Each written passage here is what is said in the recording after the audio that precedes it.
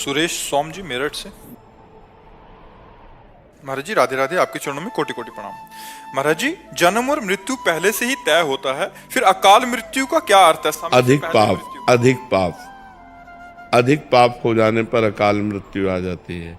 जैसे जन्म और मृत्यु का हमारा समय तय है, वो जवानी में भी मर सकता है, बुढ़ापा भी मर सकता है, पर जो अचानक अकाल मृत्यु होती है जिसकी, वो अधिक पाप बन गया, कोई महत पाप बन गया, महान पाप बन गया, तो तत्काल आयु को छीन करके उसका नाश कर देता है।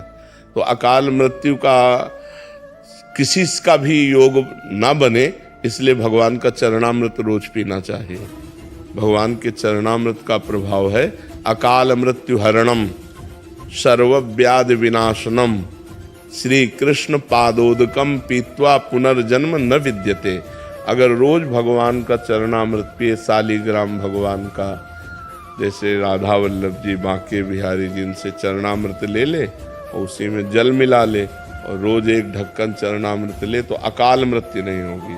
अकाल मृत्यु हरणम सर्वव्याधि विनाशनम, समस्त रोगों का शमन करने की सामर्थ्य और भगवान की प्राप्ति की भी उमंग ये चरणामृत प्रकट करता है।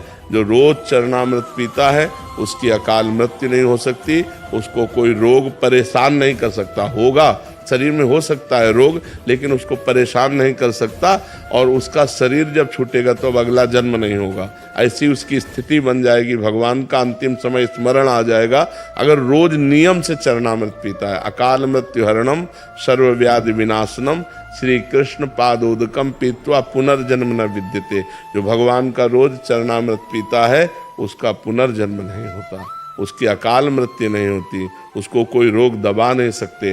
नहीं तो अपने द्वारा पाप ऐसे बन जाते हैं। अब जैसे गर्भ हत्या है, भ्रूण हत्या है, स्त्री हत्या है, वृद्ध हत्या है, कई ऐसी हत्याएं हैं, कई ऐसे पाप हैं जो महत पाप बन जाते हैं और जीवन बर्बाद हो जाता है। जीवन, आजकल तो लोग विचार ही नहीं करते कि पाप हो रहा है। तो जहाँ पाप बन जाता है, इस जन्म में तो दुर्दशा होगी, और जब अगले जन्म में लेंगे तो भारी दुर्दशा इनकी होगी। अब ये उस समय भले कोई पाप न कर रहे हो, तभी लगता है कि यार देखो इस आदमी को कितना कष्ट, लेकिन ये वही आदमी है।